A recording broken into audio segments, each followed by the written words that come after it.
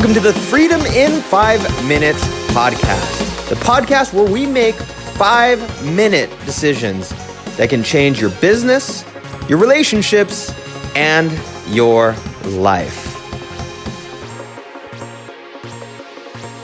Hey, this is Dean Soto, founder of prosulum.com, prosulum.com, and freedomin5minutes.com, and we're here again with another Freedom in 5 Minutes episode. Today's topic is this: build something bigger than your own dreams. That and more coming up. All right, good morning. Good morning. Welcome again to another episode, guys. This is so nice. I think this is episode 63 or 64, something like that. Wow. Can you believe we've made it this far? Whoa. Lots of episodes, lots more to come. So, this last night, I was at a shindig, a get-together, a celebration with my mom and my family, my mother-in-law and family. So it was her 70th birthday, and we went to a restaurant down here called Spaghettini's, and they call it the wine cellar. It literally is just like another room. Because I think if there was an actual wine cellar here, it would be flooded because it's so close to the beach. There's no such thing as a wine cellar near the beach, at least not that I know of. So all that being said, the party was not just centered around her 70th birthday, but there were a lot of family friends there who were her past colleagues. She used to teach at a high school down here, and she was extremely well known at this particular high school and in education in general. She was a foreign language teacher. She would teach, I knew she taught Spanish, but I think she also taught French as well. And the thing about her was that she had this one dream.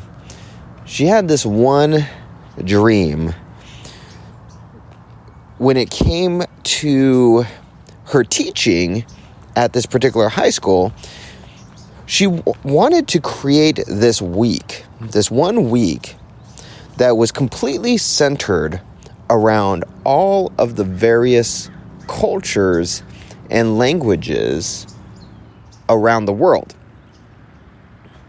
And while that might not seem like a big deal to you, wow, okay, yeah, it's not that big of a deal, right? This was something you have to think that this was this was back in the 70s, I believe. And it was in the public school system. And so whenever you're going to take an entire week to do something, that's a pretty big deal. You not only need the principal's approval, you need the board's approval, you need, I think, even the superintendent, depending on how long it is and what it is and so on.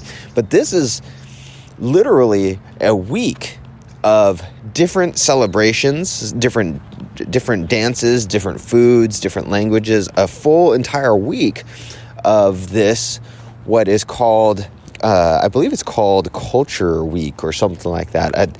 I'm a poor son-in-law. I'm sorry.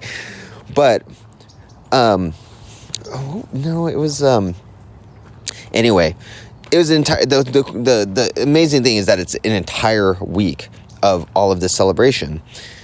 And so when she started thinking about this, she started getting her other teachers on board. She had to go and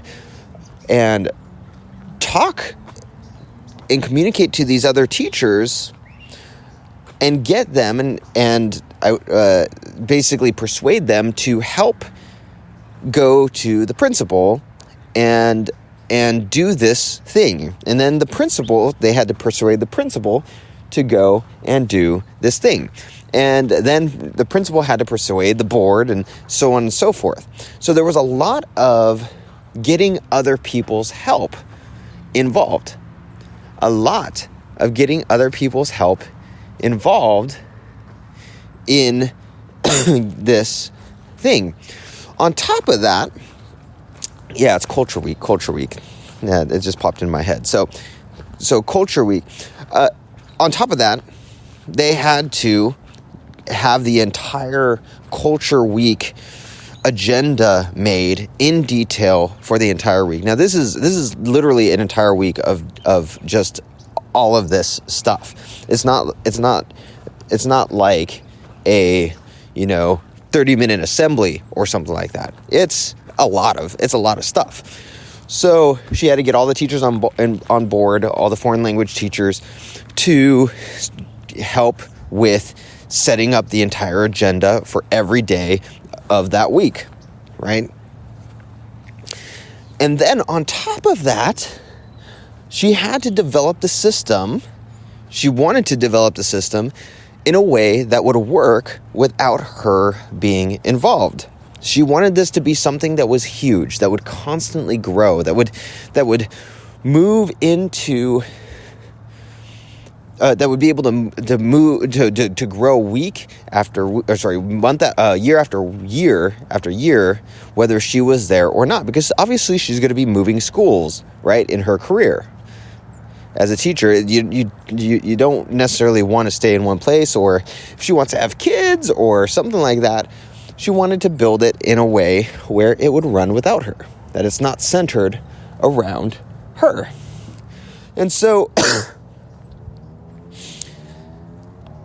she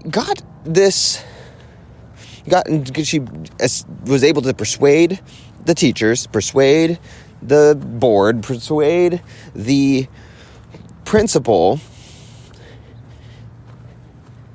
and had the very first Culture Week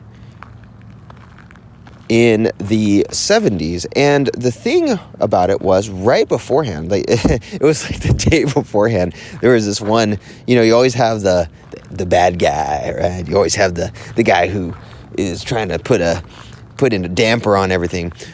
It was one of the board, I think it was the board chairman or something like that.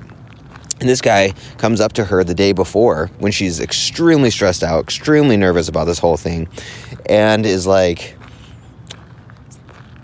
yeah, thanks for doing this. In a very sarcastic way. Yeah, thanks for doing this. Essentially, he's saying, my name's attached to this thing. It's going to fail. I don't know why I even said yes to this thing. You're going to get hammered because of this, because you're taking my name out on this. So the next day happens, and the entire week happens, and it ends up being a wild success. She gets kudos from the superintendent, she gets kudos from the principal, she gets kudos from everybody. So much so that for the last 40 years, it has been happening. For the last 40 years, it is the most looked forward to week at that particular high school. And she was saying even that the dean of discipline on the first week said, "Oh, wow, this is amazing. We haven't had a single student this week get in trouble." That's how fun it was. That's how amazing it was. The students were so engaged that they loved this thing so much that there was no reason to get in trouble because they were having so much fun. There was no boredom. There was nothing, right? So the really interesting thing about this is that she actually got injured and was not able to carry this on. She got injured I believe it was in the 90s, she got injured and was not able to carry this on. And because she built this thing in a manner and in a way where her dream was bigger than who she was, and set it up with systems that anybody could do, that thing lives on despite her being injured. That thing to this day still goes 40 years later. What have you built and what have I built that could go for 40 years and have anyone do it? This is why I always harp on systems. This is why at ProSulum we have systems and process virtual assistants, because they are the gold. They are so much gold because they give you the opportunity in a matter of 5 minutes at a time to start building these systems. You do a video, they document it, boom, now anyone can do it. You do a video, they document it, boom, now anyone can do that. You do a video, they document it, boom, now anyone can do invoicing for your business. Do a video, they document it 5 minutes at a time, boom, now someone can talk to your customers when they ask about a particular product. It goes on and on and on, right? So she had a dream that was bigger than her, built systems around that dream, and now that thing has been going, I believe, 20 years without her. So it's 40 years total, but it's about 20 plus years without her.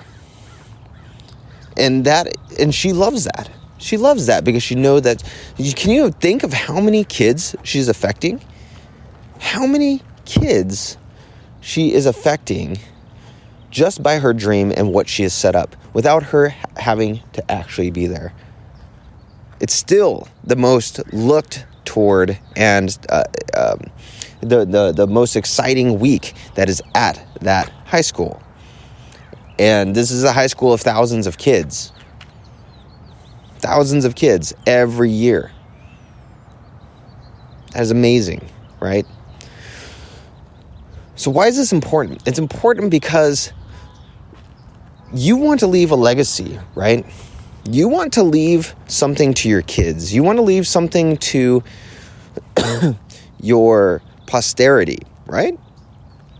And if not, you at least want to let your business run without yourself, or let something run without yourself and see it grow without you having to be in the day-to-day.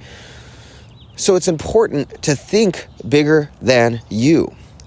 I can't tell you how many clients, how many customers get sucked into the day-to-day. And they go, oh my gosh, I have to do this thing. Oh, I have to do that. Oh, I have to. Well, why do you have to do it?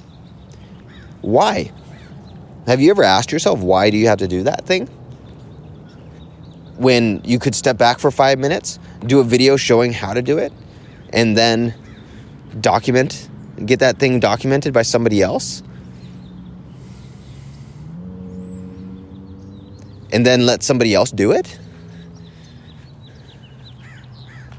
Why do you have to do it?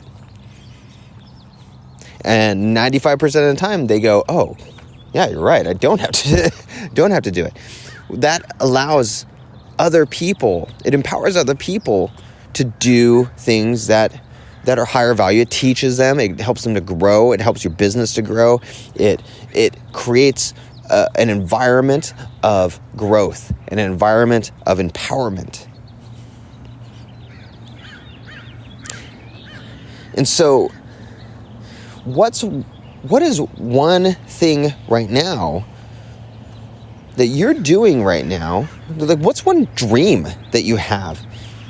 One dream that you have that you could turn into something that is bigger than you.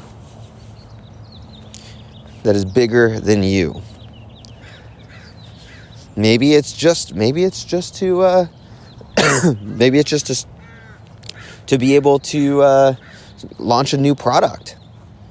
Well, can you teach somebody else how to do the product research that you have? Can you teach somebody else how to do all the keyword research, traffic research, things like that, so they could do it for you and launch the product for you? or at least get the idea and you just approve it, so that you have a system and a machine that allows other people to do this thing, so that later on you can just direct them. All right, this is Dean Soto, founder of freedomin5minutes.com and prosulam.com. Go check those places out. freedomin5minutes.com is obviously the podcast.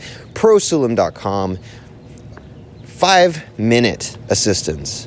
5-minute systems and process virtual assistants. You show them how to do something 5 minutes at a time.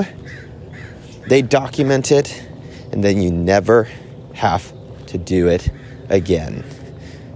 Pretty amazing. And at $9.50 per hour, pretty dang cheap compared to somebody who is in the United States. Minimum wage, much, much cheaper and much, much more skilled than the entry-level person. All right, so we will check you out in the next Freedom in 5 Minutes episode.